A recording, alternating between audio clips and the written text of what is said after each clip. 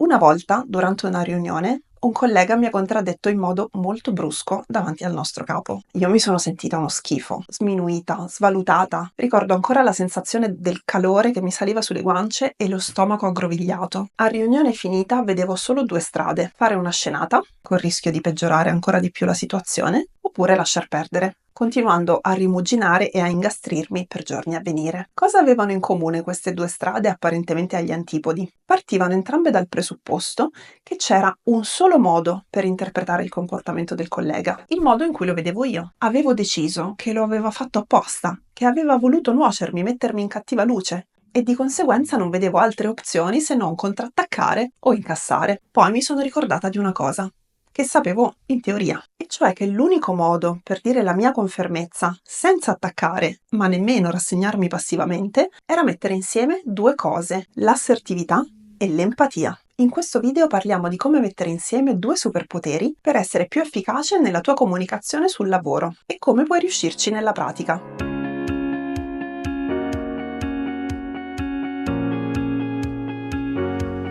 Essere assertiva è la panacea per tutti i mali. Che ti trovi in un conflitto, una discussione o una negoziazione, l'assertività ti permette di esprimere il tuo punto di vista in modo fermo e chiaro, senza scivolare nella prepotenza e senza rassegnarti alla passività. Ma in pratica, come si fa? Come fai a esprimere pacatamente i tuoi bisogni, desideri, opinioni, richieste, se nel frattempo stai ribollendo di rabbia, ti senti ferita o pensi che l'altro ti stia trattando ingiustamente? È qui che entra in scena l'ospite d'onore, l'empatia. Empatia vuol dire metterti nei panni dell'altra persona, guardare le cose dal suo punto di vista e, da lì, cercare di comprendere le sue opinioni, emozioni e azioni. Che detta così sembra facile, ma non è facile per niente. Per tradurre l'empatia nella pratica puoi fare due cose. Di minima, sospendere il giudizio, cioè accogliere l'idea che non puoi sapere perché l'altra persona dice quello che dice o fa quello che fa.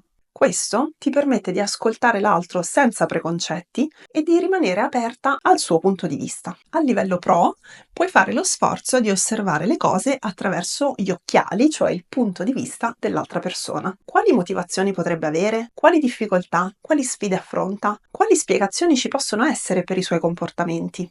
Capito cosa vuol dire essere empatica sul lavoro nella pratica? Capiamo come il tutto si collega con l'assertività. Ma prima, se gli spunti che ti ho dato fin qua ti sono utili, fammelo sapere con un like. Un collega ti contraddice in riunione e tu sei infuriata. La reazione aggressiva è fatta di accuse e pretese. Mi hai sminuito davanti a tutti in riunione, non ti permettere mai più. Qui l'interruttore dell'empatia è spento. Non provi neanche a vedere la cosa dal punto di vista del collega, esiste solo la tua lettura della situazione e il modo in cui ti senti tu. La reazione passiva è non dire nulla e farti venire la gastrite ogni volta che ripensi all'accaduto, perché comunque vedi la cosa solo da un punto di vista. Il collega, secondo te, ti ha voluto nuocere, da cui la gastrite. Anche in questo caso, quindi, l'empatia non è pervenuta.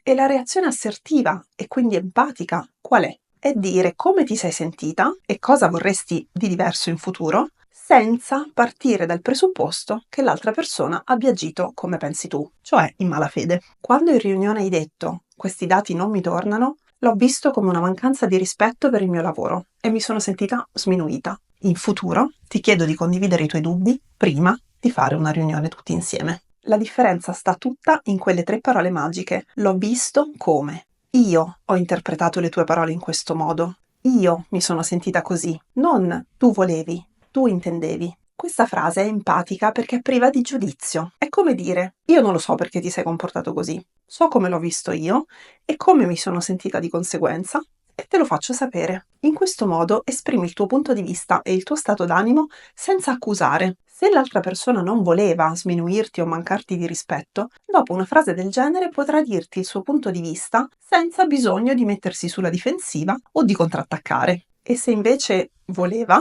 e l'hai colta in flagrante, non avrà appigli a cui aggrapparsi per rigirare la frittata, perché tu sarai stata pacata e impeccabile. E questo è il bello. A essere empatica e assertiva insieme non sbagli mai. Adesso tocca a te. Se vuoi allenarti a essere più assertiva nelle tue situazioni quotidiane sul lavoro, ho creato un workbook con esercizi guidati per aiutarti a comunicare con più chiarezza ed empatia. Il link lo trovi nella descrizione. Grazie per essere stata qui e alla prossima!